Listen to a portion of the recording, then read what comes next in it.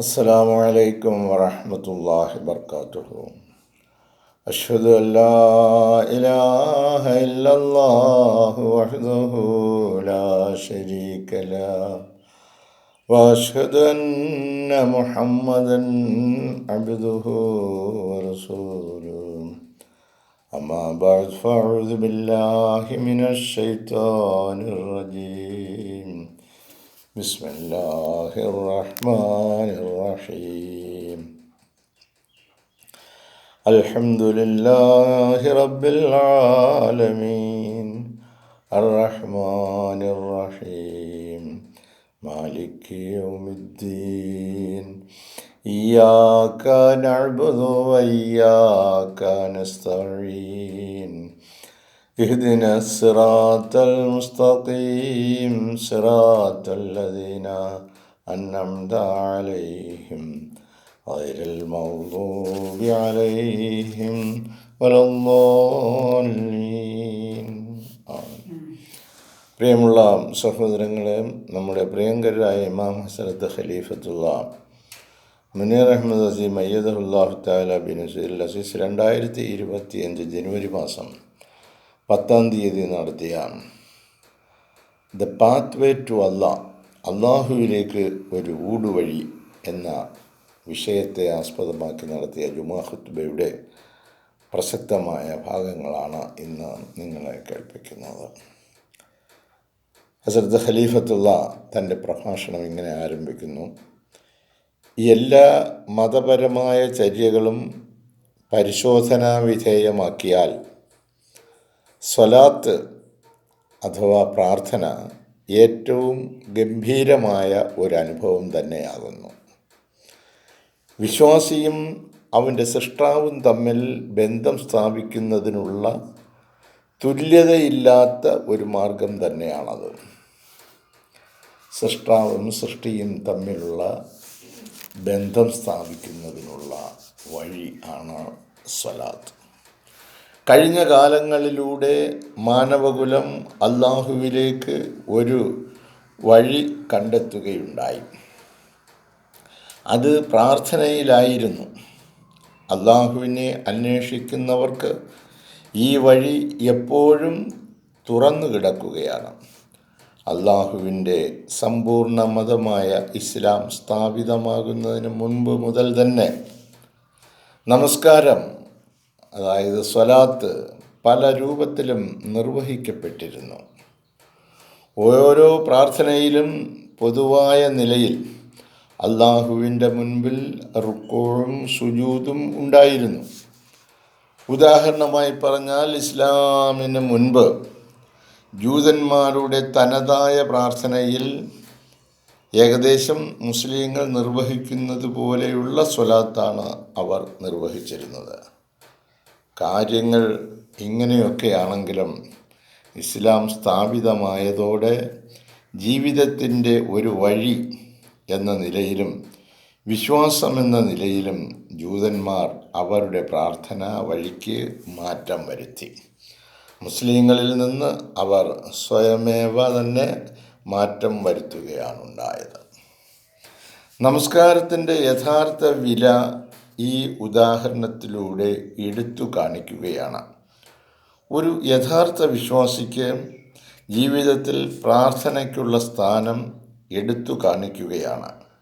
ഒരു വിശ്വാസി തൻ്റെ രക്ഷിതാവിൻ്റെ മുമ്പിൽ നിൽക്കുമ്പോൾ, കുനിയുമ്പോൾ, സാഷ്ടാംഗം ചെയ്യുമ്പോൾ, നിഷ്കളങ്കമായി വിനയത്തോടെ ഹൃദയഭയത്തോടെ നിലകൊള്ളുമ്പോൾ അവൻ്റെ പ്രാർത്ഥന അവനിലേക്ക് പ്രശാന്തത കൊണ്ടുവരുന്നു, അവൻ്റെ ആത്മാവിന് സൗഖ്യം കൊണ്ടുവരുന്നു, ശരീരത്തിന് പ്രസരിപ്പ് കൊണ്ടുവരുന്നു. ഈ നമസ്കാരം അവന് യഥാർത്ഥ ആശ്വാസം കൊണ്ടുവരുന്നു, അവൻ്റെ കലുഷിതമായ മനസ്സിനെ പ്രോജ്വലിപ്പിക്കുന്നു. പ്രയാസകരമായ അവൻ്റെ മാനസിക അവസ്ഥയിൽ നിന്നും വിശ്വാസിയെ ഉയർത്തി സമാധാനത്തിലേക്കും അനിതര സാധാരണമായ പ്രശാന്തതയിലേക്കും അവനെ നയിക്കുന്നു. നമസ്കാരത്തിലൂടെ ഒരുവന് ഉന്നതമായ ആത്മീയ നിലകളിലേക്ക് ഉയരുവാൻ സാധിക്കുന്നു. അള്ളാഹുവിൻ്റെ കണ്ണുകളിൽ അവൻ സമുന്നതമായ സ്ഥാനത്തേക്ക് കരേറുകയാണ്. തൻ്റെ സൃഷ്ടാവുമായി യഥാർത്ഥ ബന്ധം സ്ഥാപിതമാകാത്തവർക്ക് ഈ ഉന്നതികൾ അന്യമായിരിക്കുന്നതാണ്. ആയതിനാൽ ഒരു വിശ്വാസി ആരാണോ തൻ്റെ പ്രാർത്ഥന സമ്പൂർണ്ണമാക്കുന്നത് അവൻ ആത്മീയ പദവികൾ താണ്ടിപ്പോകാവുന്നതാണ്. സാധാരണ മുസ്ലിങ്ങൾക്ക് ഇത് പ്രാപ്യമല്ല. പ്രാർത്ഥനയിലൂടെ അവർക്ക് ഈ അന്തർലീന ശക്തി പ്രകടമാക്കാവതല്ല. വിശുദ്ധ ഖുർആനിൽ അല്ലാഹു തആല നമസ്കാര നിർവഹണത്തെ പരാമർശിച്ച് പറയുന്നത് അത് ഒരു യഥാർത്ഥ വിശ്വാസിയുടെ ഒരു ഗുണമായിട്ടാണ്. അല്ലാഹു തആല പറയുന്നു, മഹത്തായ ഈ ഗ്രന്ഥം അതിൽ യാതൊരു സംശയവുമില്ല, സൂക്ഷിച്ചു ജീവിക്കുന്നവർക്ക് മാർഗദർശനമാവുന്നു. അദൃശ്യ യാഥാർത്ഥ്യങ്ങളിൽ വിശ്വസിക്കുകയും നമസ്കാരം മുറപ്രകാരം അനുഷ്ഠിക്കുകയും നാം അവർക്ക് നൽകിയതിൽ നിന്നും നന്മയുടെ മാർഗത്തിൽ ചെലവഴിക്കുകയും ചെയ്യുന്നവരാണവർ. സൂറ ബഖറയിലെ 3-4 വചനങ്ങളാണിത്. പരിപൂർണ വിശ്വാസത്തോടെ നമസ്കാരം നിർവഹിച്ചാൽ നിശ്ചയമായും അല്ലാഹു കേൾക്കുകയും ഉത്തരം നൽകുകയും ചെയ്യുന്നതാണ്. നാം ഒരു കാര്യം നല്ലതുപോലെ മനസ്സിലാക്കിയിരിക്കണം. പരിപൂർണ വിശ്വാസത്തോടെ നമസ്കാരം നിർവഹിച്ചാൽ നിശ്ചയമായും അല്ലാഹു കേൾക്കുകയും ഉത്തരം നൽകുകയും ചെയ്യുന്നതാണ്. ഈ പ്രാർത്ഥനകൾ ആത്മാവിനെയും ഹൃദയത്തെയും ശുദ്ധീകരിക്കുന്നതാണ്. നിശ്ചയിച്ച പ്രകാരം നിത്യപ്രാർത്ഥനകൾ നിർവഹിക്കുമ്പോൾ വിശിഷ്യ മുസ്ലിങ്ങൾ വിനയത്തോടെയും ആത്മാർത്ഥതയോടെയും പ്രാർത്ഥിച്ചാൽ നമ്മുടെ പാപങ്ങൾ മുക്തമാക്കപ്പെടുകയും ഹൃദയങ്ങൾ മാലിന്യമുക്തമാവുകയും ചെയ്യുന്നതാണ്. നമസ്കാരത്തിൻ്റെ അനിതര സാധാരണമായ കാഴ്ചപ്പാടിനെ പറ്റി വിശുദ്ധ ഖുർആൻ പ്രത്യേകം എടുത്തു പറയുന്നതായി കാണാൻ കഴിയും.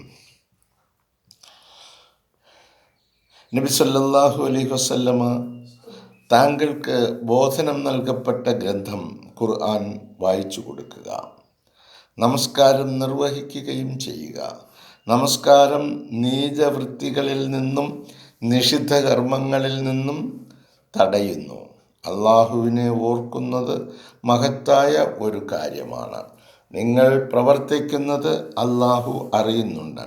സൂറ അൽ അൻകബൂത്തിൽ 29-ാം അധ്യായത്തിൽ 46-ാം വചനത്തിൽ അല്ലാഹു തആല പരിശുദ്ധ പ്രവാചകൻ മുഹമ്മദ് മുസ്തഫ സല്ലല്ലാഹു അലൈഹി വസല്ലമയോട് പറയുന്നത് എന്താണ്?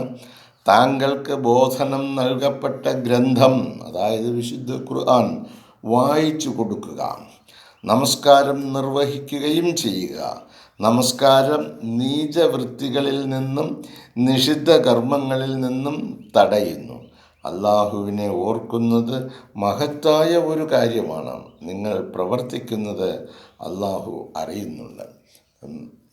ഈ കൽപ്പനകളിലൂടെ നാം കടന്നു പോകുമ്പോൾ നമ്മൾ ഒരു ശുദ്ധ മനുഷ്യനായി തീരുന്നതാണ്.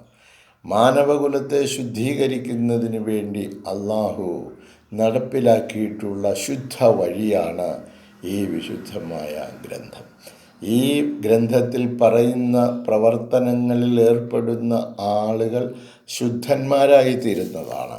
നമസ്കാരം എന്നത് തീർച്ചയായും അത് ഒരു ദൈവീക കൽപ്പനയാണ്. അള്ളാഹുവിൽ നിന്ന് അവൻ തന്നെ ഉറപ്പ് നൽകുന്ന ഒരു കാര്യമുണ്ട്. അതിലൂടെ ഹൃദയവും ആത്മാവും പവിത്രീകരിക്കുമെന്ന്. പ്രാർത്ഥനയിലൂടെ നമുക്ക് അള്ളാഹുവുമായി സജീവമായ ഒരു ആശയവിനിമയം സുസാധ്യമാക്കി തരുന്നു. ഓർക്കുക, അല്ലാഹു തആലയുമായുള്ള സമുന്നതമായ ബന്ധമാണ് നമസ്കാരത്തിലൂടെ സാധ്യമാകുന്നത്.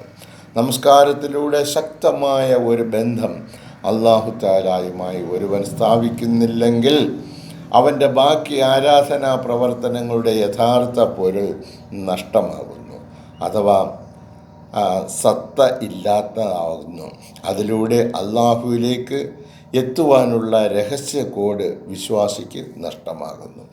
ആയതിനാൽ ഒരു വിശ്വാസി അവൻ്റെ ബന്ധം അള്ളാഹുവുമായി ശക്തിപ്പെടുത്തേണ്ടത് വളരെ പ്രധാനപ്പെട്ട കാര്യമാണ്. അത് നമസ്കാരത്തിലൂടെയാണ് സാധ്യമാക്കി തീർക്കേണ്ടത്. എന്നിട്ട് ബാക്കിയുള്ള എല്ലാ ആരാധനകളും, അതായത് ദുആകൾ, ദിക്റുകൾ, ഖുർആൻ പാരായണം തുടങ്ങിയവ നിലനിർത്താവുന്നതാണ്. അതിലൂടെ അള്ളാഹുവുമായുള്ള വഴി കൂടുതൽ തുറക്കുവാൻ സാധിക്കുന്നതാണ്. എന്നാൽ നമസ്കാരം എന്ന നിർബന്ധ കടമ പരമപ്രധാനമാണ്. അത് നമ്മുടെ അല്ലാഹു തആല ഭരമേൽപ്പിച്ച ഉത്തരവാദിത്വമാണ്, അമാനത്താണ്. അവനെ കണ്ടെത്തുവാൻ ആഗ്രഹിക്കുന്ന ദാസന്മാർ സ്വീകരിക്കേണ്ട വഴിയാണത്. അവനെ അറിയാൻ ആഗ്രഹിക്കുന്നവർ, അവനുമായി ബന്ധപ്പെട്ടിരിക്കുവാൻ ആഗ്രഹിക്കുന്നവർക്കുള്ള വഴിയാണ് നമസ്കാരം. ഈ കാര്യങ്ങൾ വേണ്ടതുപോലെ നാം നമ്മുടെ നിത്യജീവിതത്തിൽ ഓർത്തിരിക്കേണ്ടത് അള്ളാഹുമായി ബന്ധം സ്ഥാപിക്കുന്നതിന് വേണ്ടി അള്ളാഹു കൽപ്പിച്ചു തന്നിട്ടുള്ള 5 നേര നമസ്കാരങ്ങൾ.